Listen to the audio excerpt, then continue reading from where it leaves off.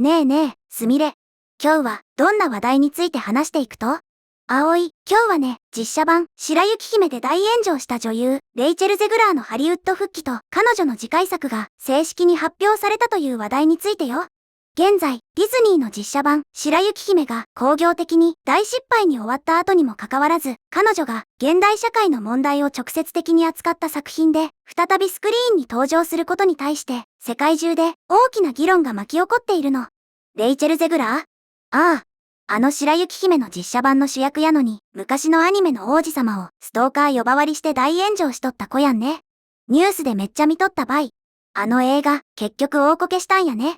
そりゃあ原作のファンをブチギレさせとるんやから、誰も見に行かんに決まっとるたい。でも、そんな特大のやらかしをしたのに、もう、次の映画が決まっとると？ハリウッドって、どんだけ甘い世界なん？今日は、レイチェル・ゼグラーの次回作である、心理スリラー、NDA の全貌。そして、数々の映画を大こけさせ、大炎上を引き起こしてもなお、ハリウッドが彼女を最前線で起用し続ける裏事情について、徹底的に解説していくよ。これは、絶対に面白い裏話がありそうばい。あんなにファンを怒らせて大赤字出しとる女優が、なんで干されずにまた主役をもらえるんか、めちゃくちゃ気になっとったとよ。ハリウッドの闇を暴いていく感じやね。しっかり聞かせてもらうけんね。それじゃあ、順番に見ていくよ。まず、ディズニーの実写版、白雪姫が興行的に大失敗に終わった後、レイチェル・ゼグラーは、ブリーカー・ストリートという、米インディペンデント映画配給会社が配給権を獲得した心理スリラー映画 NDA で主演を務める予定になっているの。NDA？ なんそれ、ダパンプの新曲みたいなタイトルやね。どういう意味なん？ NDA というのは、ノンディスクロージャー、アグリメント、秘密保持契約の略で、企業やビジネスの場で、情報漏洩を防ぐために結ばれる契約のことよ。この作品は、そのタイトルの通り、職場での嫌がらせ、沈黙、権力、そして認識といった、現代の社会問題に深く焦点を当てた心理スリラーになっているの。なるほどね。ビジネスのドロドロした裏側を描く、サスペンスってことたいね。でも、レイチェル・ゼグラーが、そういうシリアスな映画に出ると？白雪姫みたいなお姫様役のイメージしかなかった場合。バラエティの報道によると、本作には、レイチェル・ゼグラーの他にも、大ヒットドラマ、You、君がすべてに出演している、ペン・バッチリーや、映画、ゴーン・ベイビー・ゴーンで、アカデミー賞ノミネート経験もある、エイミー・ライアンといった実力派の俳優たちが出演するんだよ。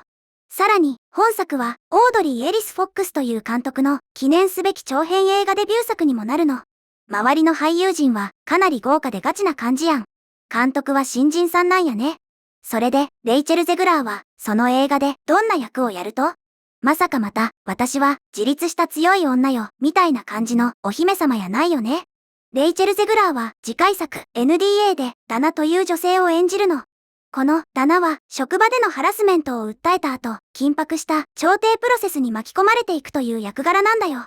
公式の説明によると、ダナは自身が提起した職場でのハラスメント訴訟をめぐる苛立たしい調停の一日に直面しているの。職場でのハラスメント訴訟。なんか今の時代にめちゃくちゃありそうなリアルなテーマばい。セクハラとかパワハラを訴えたら逆に会社側から丸め込まれそうになったり、秘密保持契約 NDA にサインさせられて口封じされそうになるみたいな展開なんやろね。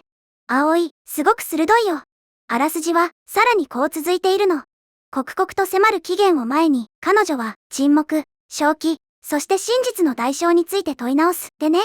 ストーリーの詳細はまだほとんど明らかになっていないけれど、その説明からは近年ハリウッドでますます一般的になっているテーマ、つまり権力関係、組織的な問題、職場での不正行為、そして自らの声を届けようと戦う女性たちに焦点を当てたスリラーであることが伺えるんだよ。まさに、意識高い系ハリウッドが、今の時代に一番やりたがるテーマのど真ん中たい。弱い立場の女性が、巨大な権力を持つ会社とか、上司に立ち向かっていくっていう構図やね。まあ、テーマ自体は面白そうやけど、問題は、それをレイチェル・ゼグラーが演じるって言葉い。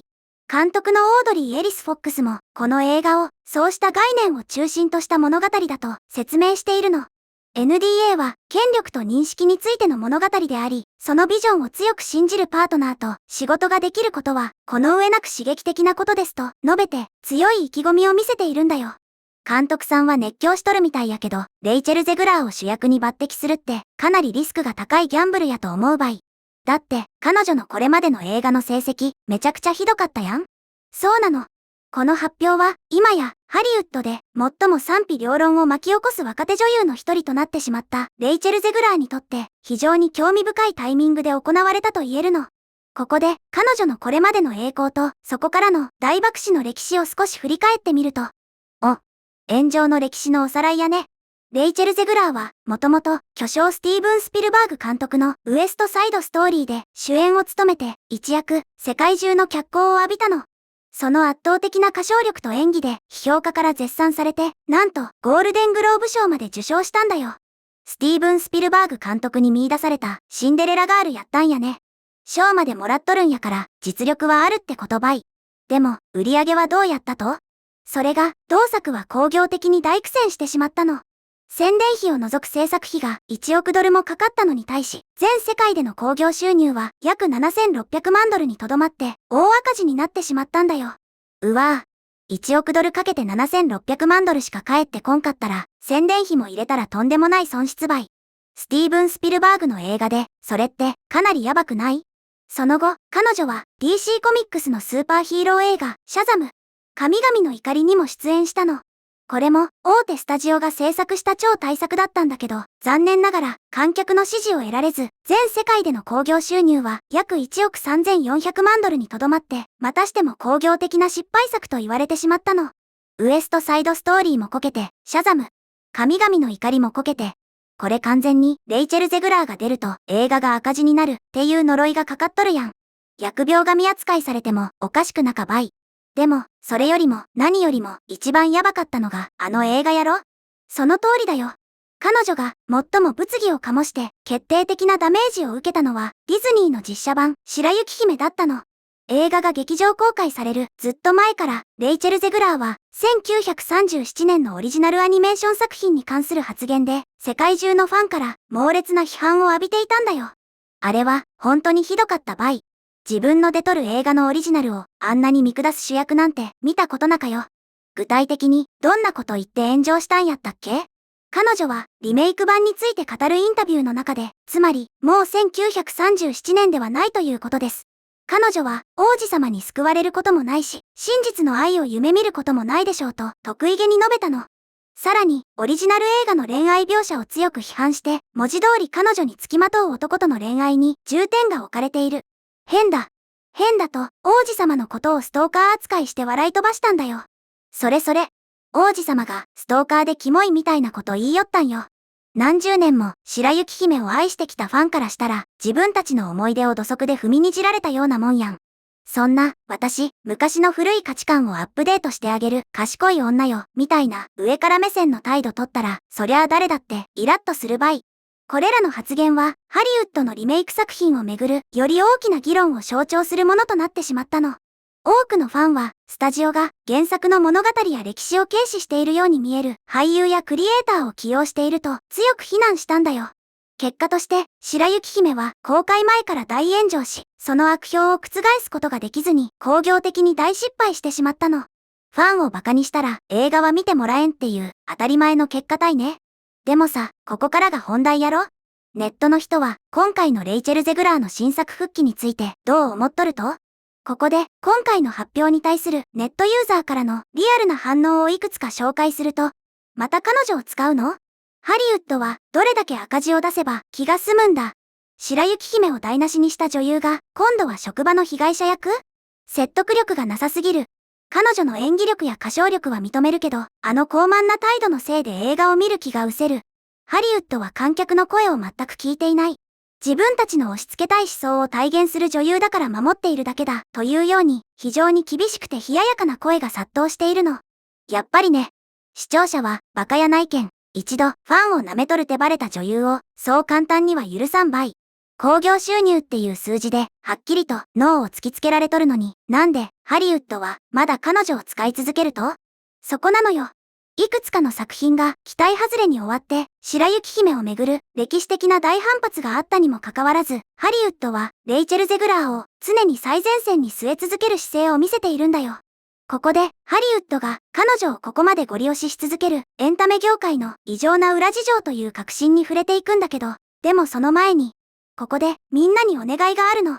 もし、この動画が面白いなって思ったら、ぜひ、チャンネル登録とグッドボタン、高評価を押してね。うちからも、チャンネル登録とグッドボタン、高評価、ポチッとよろしく頼むばい。それじゃあ、続きを話していくよ。映画 NDA の配給権を獲得したブリーカーストリートの CEO であるケント・サンダーソン氏はこの作品を大絶賛しているの。彼は NDA は私が読んだ中で最高の脚本の一つであり、まさに私たちが情熱を注いで支持したいと考えている大胆で映画監督主導型の映画作品ですと語っているんだよ。最高の脚本ね。配給会社の社長やケン、そりゃあ自分のとこの映画は褒めるやろうけど。さらに、彼は続けて、オードリーは素晴らしい才能の持ち主であり、彼女、そして同じく才能豊かなレイチェルと協力して、この物語を映像化できることを光栄に思いますと述べて、レイチェル・ゼグラーのことを才能豊かと持ち上げているの。映画会社のトップは彼女をベタ褒めなんやね。でも、映画はお客さんがお金払って見に来てくれんと成立せん商売やろ。問題は、その観客が彼女の映画についてくるかどうかばい。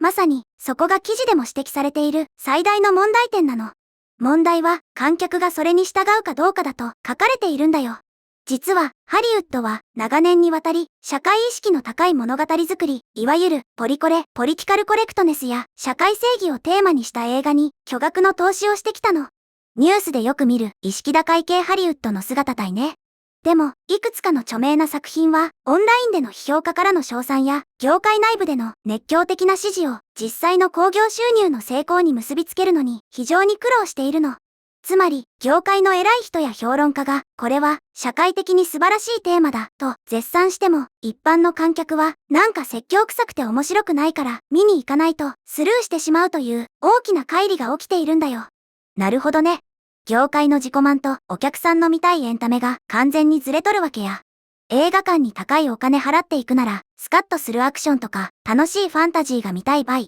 なんで、わざわざスクリーンの中で、職場のハラスメントのドロドロした説教見ないかんとっ